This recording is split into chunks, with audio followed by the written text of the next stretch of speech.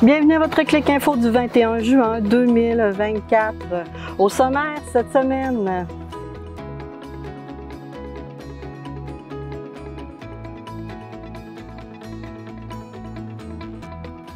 Je cours Pont-Rouge avait lieu samedi dernier au centre de plein air d'Ansereau. La commission B avec Mario Dupont, notre collaborateur, ainsi que Mme Danielle Dusablon à la caméra. Le Chavigny reçoit une aide financière de 100 000 $ du gouvernement du Québec. Le déjeuner du maire de Saint-Raymond, M. Claude Duplain, avait lieu vendredi dernier. Entrevue avec M. Léo Denis Carpentier qui nous présente son recueil de poésie.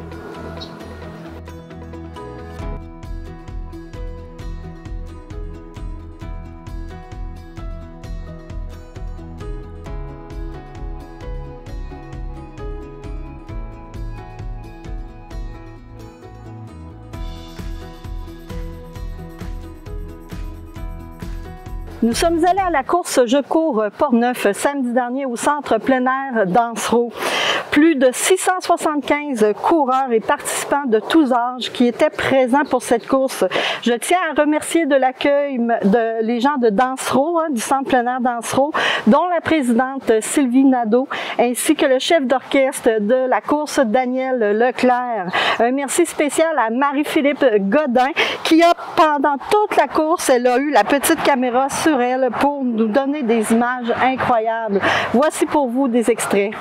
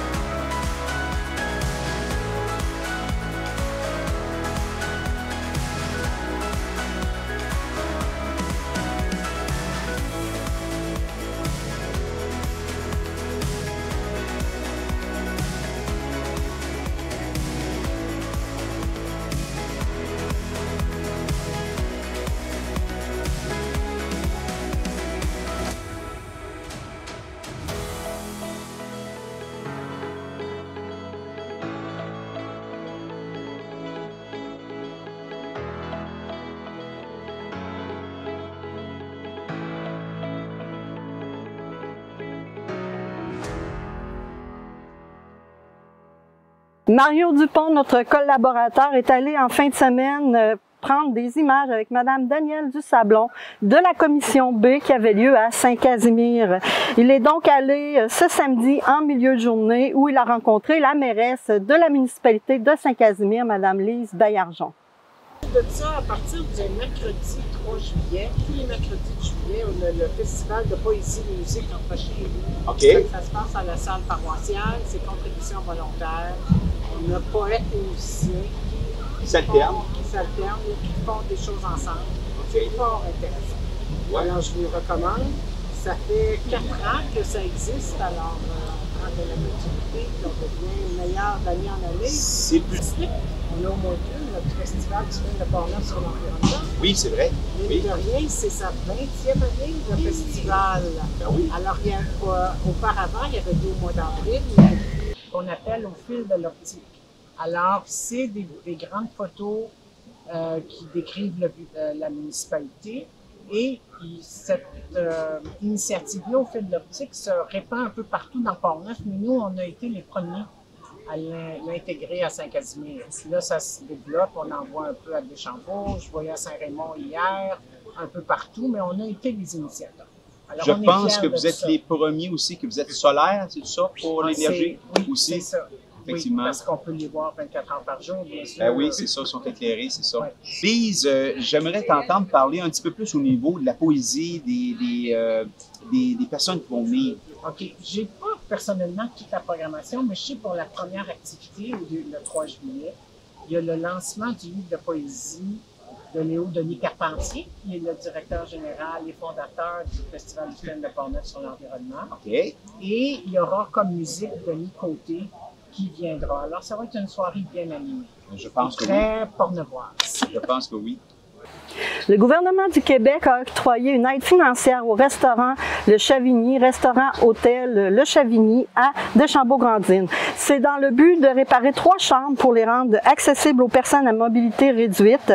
Ils referont l'entrée aussi sans obstacle pour le restaurant et termineront des travaux dans une des 3 chambres aussi. Donc, voici un extrait pour vous de la conférence de presse. Ici, moi, je me souviens d'il y a quelques années, quand nos jeunes entrepreneurs comme ça sont arrivés dans le décor, si je puis m'exprimer ainsi, c'est sûr qu'on sentait tout de suite un vent nouveau et puis un vent de fraîcheur. On se doutait bien que l'établissement qui remportait déjà un vif succès eh bien, allait être bonifié encore. Et puis, bien aujourd'hui, et on le voit avec tous les aménagements qui ont déjà été réalisés quand on entre ici, on voit à quel point l'établissement a évolué. Donc, je voulais vous dire félicitations, bravo. Moi, je suis toujours aussi fier de voir cette jeunesse s'impliquer.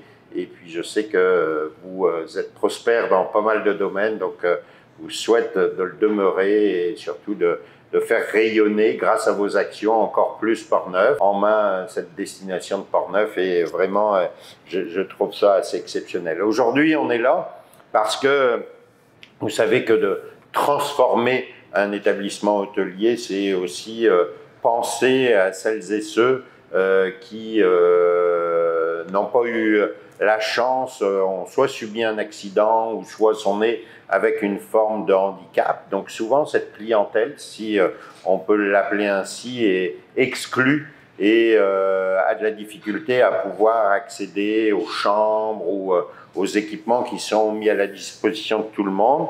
L'accessibilité, souvent on le voit comme une exigence légale, mais ici on le voit plutôt comme un droit fondamental, et dans notre société on doit le voir comme un droit fondamental.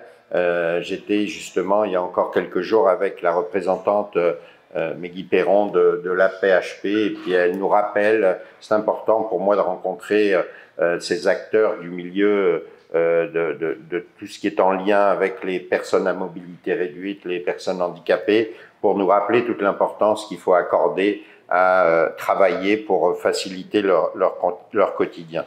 Donc l'hôtel ici a franchi un grand pas vers l'accessibilité. Comme je vous le disais, c'est un droit de tous de pouvoir accéder à tous les équipements. Il faut être le maximum inclusif aujourd'hui, à la fois pour tous les aspects sociaux, mais aussi pour tous les aspects culturels. Et encore une fois, lorsqu'on parle d'économie, parce qu'ici on parle d'économie, eh bien c'est important de consacrer tous les efforts nécessaires pour qu'on puisse faciliter l'inclusion de tous. Il faut continuer de sensibiliser toute notre société et les gens à ces enjeux. Nous, au restaurant Motel Le Chavigny, nous sommes honorés de recevoir cette aide financière de 100 000 en tant que petite PME. Ce soutien est essentiel pour permettre d'adapter 3 chambres et créer une nouvelle entrée accessible dans le restaurant.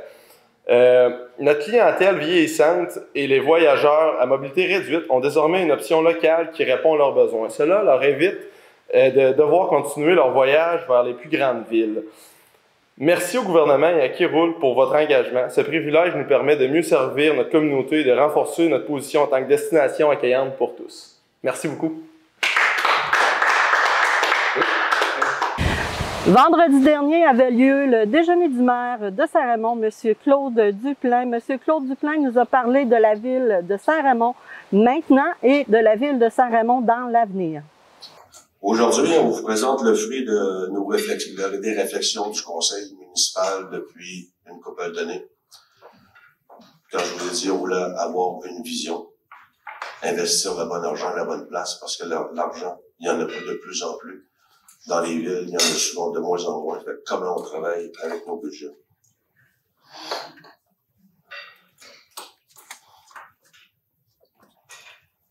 Les thèmes principaux qui nous ont animés: l'économie, le loisir de proximité,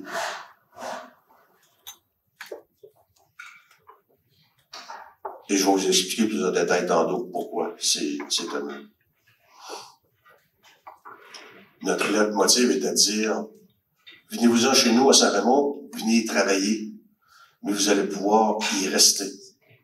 Donc, quand on a travaillé dans tout ce qu'on a fait, c'est, on veut attirer du monde, on veut qu'ils restent chez nous. Mais on veut, pour y rester chez nous, il faut qu'ils travaillent. Donc, le parc industriel était aussi important que les développements résidentiels qu'on pouvait essayer de faire. Mais avant de commencer, tout ça, il y a une équipe. Il y a une équipe qui est importante. Parce que le maire, c'est beau être maire, mais on ne travaille pas tout seul.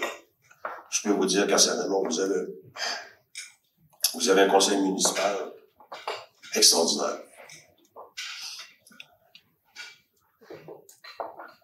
Je pense qu'il faut vous les présenter, puis je veux qu'on vous présente aussi l'administration. Au conseil municipal, vous les connaissez pas mal toutes. Claude Renaud, Yvan Barrette, Philippe Gasse, Pierre Cloutier, Benoît Boyer, Fernand Lirette. J'ai vu pas mal de municipalités, puis je dois dire que les conseillers y mettent en travail ardu facilement 20 heures par semaine. C'est ce qui fait qu'ils nous donnent, aujourd'hui, on va avoir des résultats. On peut vous présenter quelque chose qu'on pense qu'il est à la page du jour. Pourquoi aussi ça a pris 2 ans? C'est parce que quand vous travaillez au municipal, vous avez besoin d'avoir une synergie extraordinaire avec votre direction générale. Parce que justement, les lois qui sont renforcées, font une séparation vraiment distincte entre le politique et l'administratif. On est obligé de faire des changements. Cette synergie-là n'était pas à notre goût. Et on a fait des changements assez drastiques au niveau de la direction générale, puis on a fait d'autres changements au niveau de la structure. Tout ça a mené à une restructuration interne. En fait, on a sorti ce qu'il y avait de plus fort dans chacun des employés pour les mettre à profit et permettre à ces employés de développer des compétences qui étaient souvent inexploitées. Il me fait donc plaisir de vous présenter les membres de l'équipe qui forment la direction générale avec qui j'ai quotidiennement le plaisir de travailler. Donc, Nicolas Pépin a été promu au poste de directeur général adjoint. Nicolas occupe également le poste de trésorier et directeur du service des finances depuis son entrée en fonction à la Ville en 2013. Beaucoup de personnes enviraient Nicolas d'être aussi bien entouré. Caroline Hamel. Caroline fait partie de l'équipe de Nicolas au service des finances. Nous avons eu le plaisir aussi d'aller rencontrer M. Léo Denis Carpentier pour qu'il nous présente son nouveau recueil de poésie. Bonjour, je m'appelle Léo Denis Carpentier. Je suis natif de la rue Saint-Pierre à Saint-Casimir-de-Portneuf, un pittoresque village dans la région de Québec. Et j'écris de la poésie depuis que j'ai à peu près 15 ans. Parce que mon idole, c'était Alain Grandbois, le poète, qui est né quand même à quelques maisons de où je suis né au monde. Dans ma poésie, ça s'appelle poésie éparse. Il y a de la poésie, il y a des récits, il y a toutes sortes de choses, mais tout ça, fait partie de ma vie. Alors voilà, je vais vous en lire quelques-uns. Des dieux. Pourquoi parler de mort lorsque c'est la vie? Pourquoi parler de ténèbres lorsque c'est la lumière? Je ne peux m'accrocher à un arbre si je ne connais pas ses racines. Mais si je connais la matière qui a enfanté cet arbre, alors volontiers je me fierai à ses branches et à ses fruits. Je la vois, cette lumière, divine, céleste. Je la sens couler dans mes veines. C'est elle qui est la base de notre système. Des gens l'appellent Dieu. Je sais bien quelle est la base de toute vie sur chaque planète du cosmos, peu importe la dimension dans laquelle ces vies évoluent. Bien avant Adam et Ève, l'homme de la planète vivait des fruits de la terre, et le lion se nourrissait de la même moisson que le bœuf. Mais le temps vint où l'homme oublia le soi au plus profond de son être.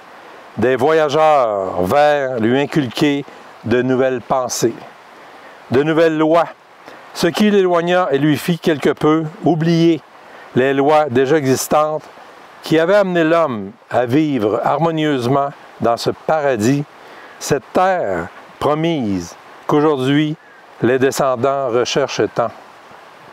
Les yeux du ciel atterrirent par centaines aux quatre coins de la planète.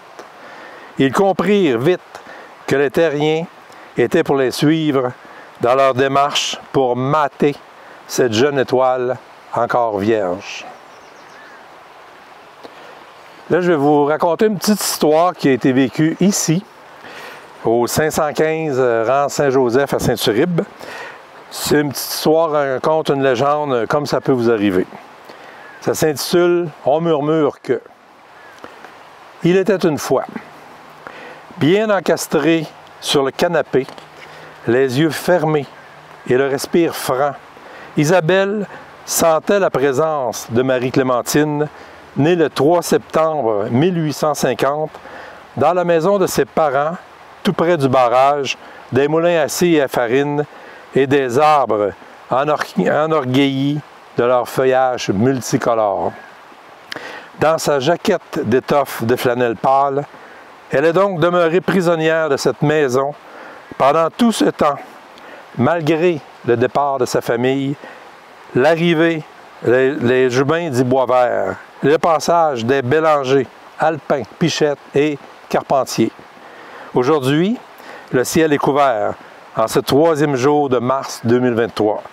La rivière a revêtu ce manteau blanc sur sa peau de glace, tellement épaisse qu'aucun murmure ne nous laisse présager son omniprésence.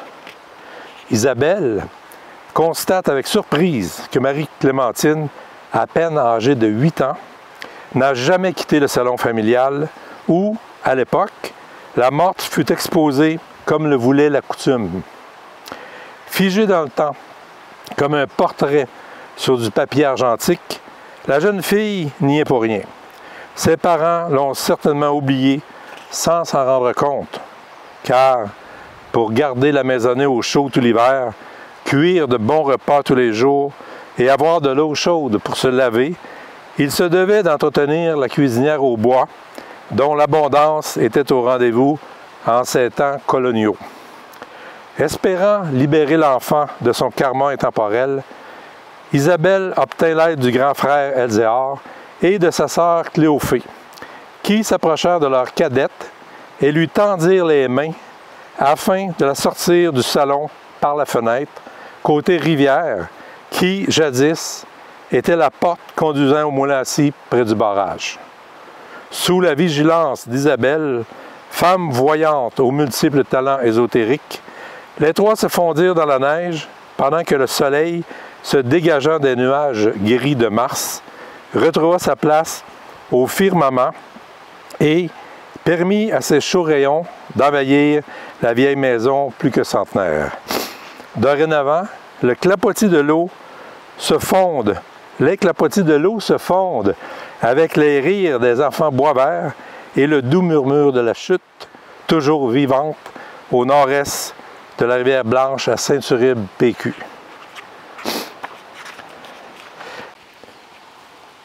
Trou du diable. La glace fondue, la terre lézardée. Un ruisseau en est né. Le ruisseau à la truite s'est manifesté. Dans la Sainte-Anne s'est jeté, coulant vers le canyon. Le canyon aux éléphants, majestueux, fier, indépendant. Et, en peu de temps, 8000 ans, s'est façonné avec le temps. Les Hurons-Wendat sont passés, avirons et canoës. Puis, lampe de poche et tube, j'ai suivi leurs traces, courageux comme un viking, ignorant ses ancêtres légitimes. Et pourtant, le trou du diable a traversé le temps, humide et attrayant. Pour moi, le militant, aujourd'hui encore, la grotte m'accueille dans son décor. Quand la vie te ramène dans tes rêves, te fait comprendre que tu peux partager les talents enfouis au fond de ton cœur, alors la bête s'exprime. Entre chien et loup. Cette bête poilue, immobile dans cette lumière, ombre ou pénombre, dois-je l'appeler, l'amadouer, la faire mienne, docile et affectueuse? Dois-je la craindre, hurler au loup, cachée derrière le merisier, près de l'écorce, elle joue, elle m'épie, prête à attaquer. Qu'en penser, entre chienne et louve? Tout d'un coup, la poésie, les contes, les récits aussi. Entre chien et loup. Entre chien et loup, ce sont des soirées de poésie et de musique. Et j'aurai l'honneur, le 3 juillet, à l'Hôtel de Ville de Saint-Casimir, d'inaugurer la saison 2024. Alors, et de plus, mon recueil de poésie tout chaud, cette copie-là est encore chaude, sera disponible pour tout le monde qui veut en avoir un. On vous attend. Merci Chantal. Alors, vos prévisions météo pour la région de Portneuf cette semaine. Encore une semaine assez chaude qui nous attend, toutefois un petit peu moins chaude que la semaine dernière, donc encourageons-nous. Et commençons avec vendredi, 25 degrés, ressenti 27 à 20 % de probabilité d'averse. Ensuite, pour la fin de semaine, samedi, 25 degrés, ressenti 27, même chose que vendredi, avec 40 % de probabilité d'averse. Ça se gâte un petit peu pour dimanche et lundi, donc dommage pour les activités de la Saint-Jean qui sont prévues un petit peu partout dans la région. On va espérer que les prévisions changent, mais pour l'instant, on a 100 % de probabilité d'averse pour dimanche et 80 % de probabilité pour lundi, avec 21 degrés et 24 pour ces deux journées. Ensuite, on a mardi et mercredi, deux journées à 27 et 26 degrés, mais ressenti 32. Donc assez chaud, mais 20 et 30 % de probabilité d'averse pour ces deux journées. Fait que je vous souhaite une belle semaine, profitez des activités qui sont près de chez vous, amusez-vous bien et de retour à Chantal. Merci à tous d'avoir été présents encore cette semaine et de nous écouter si religieusement. Ça nous fait vraiment plaisir de vous avoir à l'autre bout de l'écran. Je tenais à vous aviser que maintenant, depuis lundi dernier, tout ce qui est information locale, information de grands réseaux, nous ne pouvons plus diffuser sur les réseaux de Meta. Alors, je vous donne une autre allée pour aller vous informer sur Portneuf. Les nouvelles de Portneuf, c'est à cliqueportneuf.tv que ça va être. Donc, vous pouvez y aller par notre site internet cliqueportneuf.tv. Vous pouvez y aller aussi avec l'application, c'est-à-dire que vous allez sur le Apple Store. Je vais vous montrer comment. Vous allez dans le Apple Store, vous mettez dans la petite loupe cliqueportneuf.tv. Ils vont vous demander de le télécharger. Vous le téléchargez et le tour est joué, c'est gratuit. Et vous allez avoir toutes les nouvelles de la région de Portneuf. Vous pouvez le faire aussi sur vos Android, sur vos téléphones Samsung, etc. Il faut simplement aller sur le Google Play. Alors, merci de continuer à nous suivre. Je vous invite aussi à aller sur le X, l'anciennement Twitter, on est là. Et on est aussi sur YouTube. Alors, je vous invite à nous suivre partout où on est. Vous allez voir qu'on va vous renseigner sur tout ce qui se passe dans la région de Portneuf. Ça va nous faire plaisir. Je vous souhaite en fait une belle semaine. J'espère qu'il va faire un peu moins humide, mais n'empêche, on se plaint pas trop. Il y a du beau soleil, il fait beau. Donc, je vous souhaite une belle semaine et on se revoit la semaine prochaine.